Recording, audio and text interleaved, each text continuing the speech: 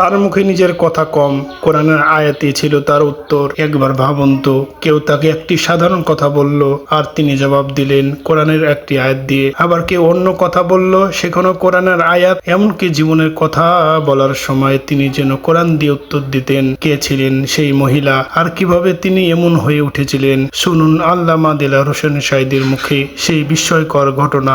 কোরআনে কারীমকে এত সম্মান তারা দিতেন, এত মর্যাদা দিতেন, কোরআন দিয়ে কথা বলার মতো তারা ক্ষমতা অর্জন করেছিলেন। জোরে কোন সুবহানাল্লাহ। হযরত আব্দুল্লাহ বিন মুবারক রাহমাতুল্লাহ আলাইহি জবরদস্ত মুহাদ্দিস, তার আমলের অনেক বড় আলেম, হজ করতে এসেছেন। হজের কাজ সমাপন করে যখন তিনি রওনা করেছেন, দেখেন কোন মানুষজন নাই। কাবার চত্বরে একটা মহিলা চাদর মুড়ি দিয়ে শুয়ে আছেন। উনি মনে করলেন বুঝিবা লোকটা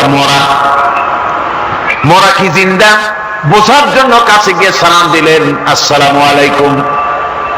সালামের জবাব ওয়ালাইকুম আসসালাম না হয়ে চাদরের ভিতর থেকে জবাব এলো সালামুন কাওলাম মির রাব্বির রহিম। পরম করুণাময় পরওয়ারদিগারের পক্ষ থেকে তোমার প্রতি শান্তি কথিত হোক। মুহাদ্দিস সাহেব প্রশ্ন করলেন, মা, হজ করতে এসে লোকেরা তো সব চলে গেছে, আপনি এখানে একাকী পড়ে আছেন কেন? তিনি জবাবে কোরআনে কারীম থেকে বললেন, মাইয়ুদলিলিল্লাহু ফামা লাহু মিন হাদ। আল্লাহ পাক যাকে পথভ্রষ্ট করেন তারে কেউ পথ দেখাইতে পারে না। অর্থাৎ আমি তো হজ করতে আসছিলাম, পথ হারাই ফেলছি, সাথী সঙ্গী রেখে কোথায় চলে গেছে আমি খুঁজে পাই না, এই জন্য মুসিবতে পড়ছে, একাকি পড়ে আছি, এখন আমার উপায়টা কি? মুহাদ্দিস সাহেব বলছেন, মা, একাকিনী এই অবস্থায় কত সময় পড়ে আছেন? তিনি জবাবে কোরআনে কারীমের একটি আয়াত তেলাওয়াত করে জবাব দিলেন, সালাসা লায়ালিন সাবিয়া। 3 রাত পূর্ণ হয়ে গেছে। আরে 3টা রাত আপনার পূর্ণ হয়ে গেল, এখানে আপনার পানাহারের বন্দোবস্ত কি? খাইছেন কি? বুড়ি জবাবে কোরআনে কারীমের আয়াত পেশ করে মুহাদ্দিসের জবাব দিয়ে দিলেন, আল্লাযী হুয়া ইউতঈমুনি ওয়া ইয়াসকিন। ওই মহান আল্লাহ রাব্বুল আলামিন, তিনি আমার পানাহারের বন্দোবস্ত করেছেন। মুহাদ্দিস সাহেব বলছেন, মা, আমার কাছে কিছু খাবার আছে, আপনি দয়া করে এই খাবারটুকু গ্রহণ করুন। বুড়ি তখন কোরআনে কারীমের একটি আয়াত পাঠ করে এই প্রস্তাবকে ডিনাই করলেন। বুড়ি পড়লেন, সুম্মা আতিম্মুস সিয়ামা ইলাল লাইল। তোমাদের রোজাকে সন্ধ্যা পর্যন্ত পূর্ণ করো। এর দ্বারা বুড়ি প্রমাণ করলেন আমি তো রোজা রাখছি, কাজী সন্ধ্যা আসার আগে তো কিছু খাইতে পারবো না। মুহাদ্দিস সাহেব বলছেন, বুড়িমা, এটা যখন রমজান মুবারকের মাস নয়, আপনি বোধহয় নফল রোজায় রেখেছেন। সফরের হালতে ফরজ রোজাও তো ছেড়ে দেওয়া যায়। আপনি কি খাইছেন না খাইছেন, আপনি আমার এই খাবারগুলি খান, রোজা ভাঙলে অসুবিধা হবে না? নফল রোজা ভাঙলে অসুবিধা কি? বুড়ি জবাবে বলছেন, ওয়া আনতা সুমু খায়রুল লাকুম ইন কুনতুম তা'লামুন। যদি তুমি নফল রোজা রাখো তা তো তোমার জন্যই কল্যাণকর, সুতরাং আমি নফল রোজা রাখছি, সেটা আমার জন্য কল্যাণকর, তোমার কথা মতো আমি খাবো নাকি? মুহাদ্দিস সাহেব বলছেন, বুড়িমা, প্রত্যেক কথার জবাব কোরআন দিয়া দেন কেন, কারণটা কি? বুড়ি জবাবে বলছেন, কোরআনের আয়াত পাঠ করে জবাব দিচ্ছেন, মা ইয়ালফিযু মিন কাওলিন ইল্লা লাদাইহি রাকীবুন আতীদ। মানুষ এমন কোন কথা বলে না যে কথা ফেরেশতারা রেকর্ড করে না রাখে, সব কথা রেকর্ড হয়ে যায়। সুতরাং আমি চিন্তা ভাবনা করে বাছাই করে নিলাম, কোরআন দিয়ে কথা বলবো, এই কথাগুলি রেকর্ড হবে, প্রাপ্ত হবেই না, প্রত্যেক অক্ষরে অক্ষরে 10 করে নাকি আমলনামায় লেখা হয়ে যাবে।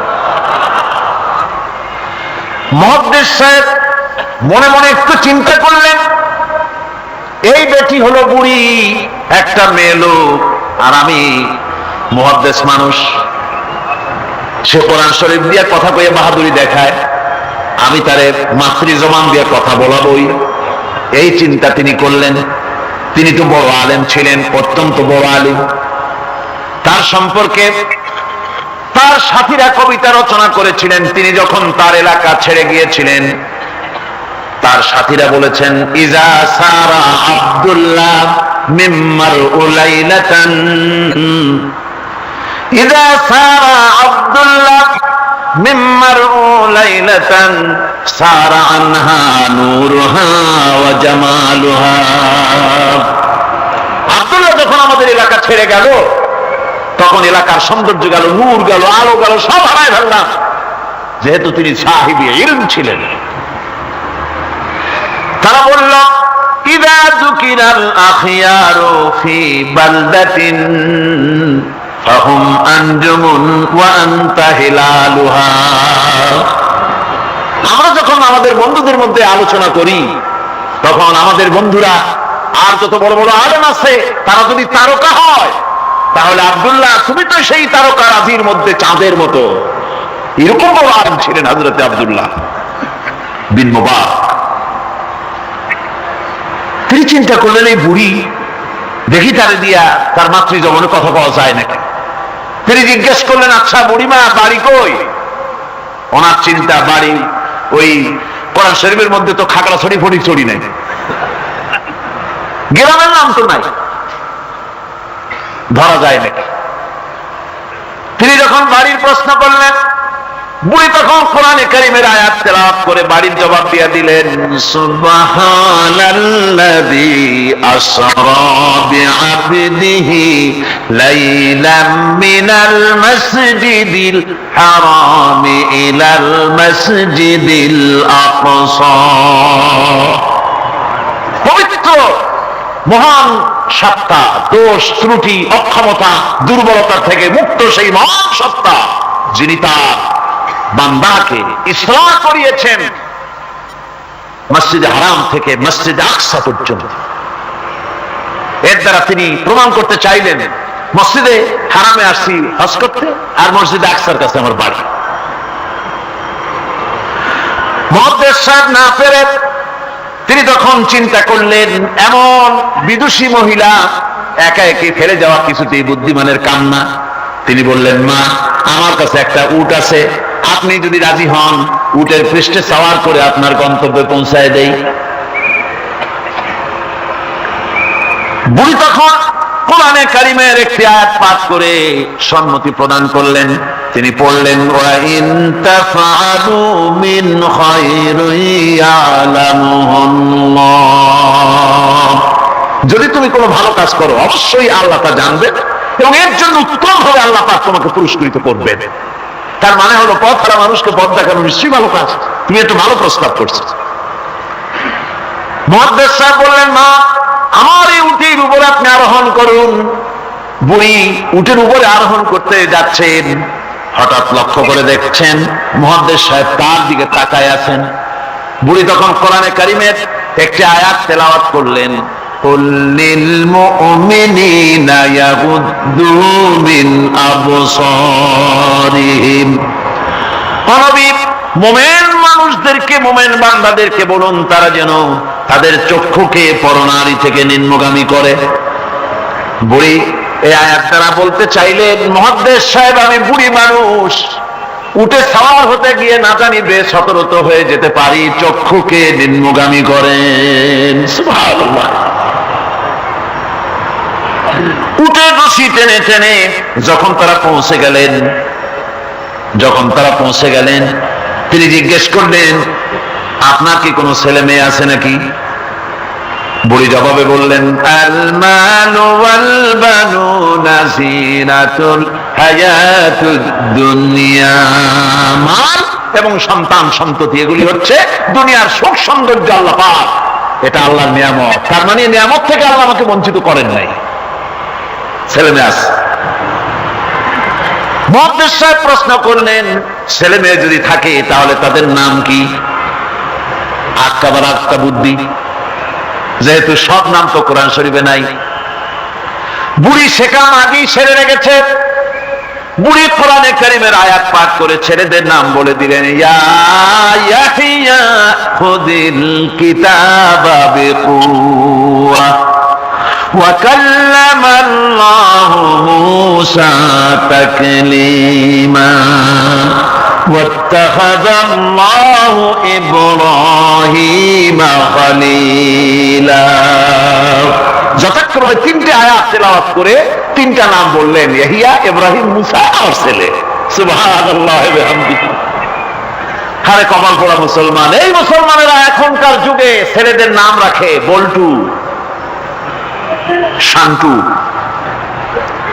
তারপরে বাংলা আর আরবি মিশাইয়া শুভ রহমান, কৌশিক আহমদ, সাগর হোসেন, বাতাস খাতুন, অক্সিজেন বেগম। কি যে আশ্চর্য নাম শুরু হয়ে গেছে। আমার বন্ধুগণ, নাম রাখবেন, সন্তান হলে পরে মা বাপের উপরে হক যেন সন্তানদের ভালো ভালো নাম রাখে। এটা মা বাপের হক, ওয়াজিব, ভালো নাম রাখা। এবার বুড়ি বাড়ি পৌঁছে গেলেন, ছেলেরা সব দৌড়ে এলো। মুহাদ্দিস সাহেব আর কথা বলার সাহস পেলেন না, চুপ করে খাড়া হয়ে আছেন।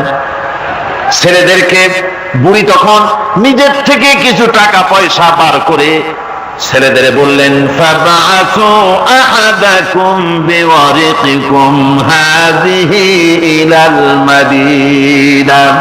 এই রৌপ্য মুদ্রাগুলি নিয়ে যাও এবং বাজার থেকে কিছু উত্তম খাদ্য সামগ্রী কিনে আনো। বাজার থেকে খাদ্য সামগ্রী আনিয়ে প্লেটে সাজাইয়া মুহাদ্দিস সাহেবের সামনে রাখে বুড়ি বলতেছে, কুলু ওয়াশরাবু হানিয়াম বিমা আসলাফতুম ফিল আইয়ামিল খালিয়া। বিগত দিনে তুমি আমার জন্য যে পরিশ্রম করেছো তার বিনিময়ে কিছু আহারীয় গ্রহণ করো। মুহাদ্দিস সাহেব খানা শেষ করে ছেলেদেরকে এক কোনায় নিয়ে জিজ্ঞেস করে, ছেলেরা, তোমার মা কোরআন শরীফ থেকে এই ধরনের কতদিন কথা বলতেছে? ছেলেরা বলে, মুহাদ্দিস সাহেব, আমরা জ্ঞান হওয়া অবধি শুনতেছি আর হিসাব করেছি 1 বছর 2 বছর নয়, আমার মায়ের মুখের থেকে বিগত 40 বছরের ভিতরে কোরআন শরীফ ছাড়া কোনো কথা শুনি নাই।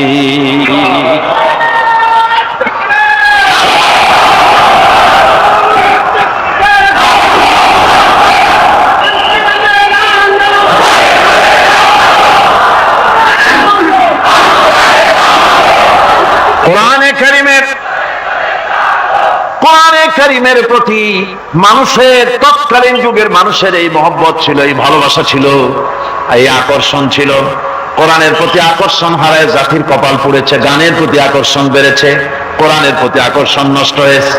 আজকের উপস্থিত জনতার কাছে আলেম ওলামা সহ শিক্ষিত ব্যক্তিবর্গ, নারী পুরুষ যারা এখানে এসেছেন, সকলের কাছে বিনীত ভাবে আরজ করছি, কোরআন পড়ুন, কোরআন পড়ুন। কোরআনের মতো নিয়ামত আর নাই। বেশি করে তেলাওয়াত করুন। ফজরের পরে পাইকারিবারে ঘুমাবেন না।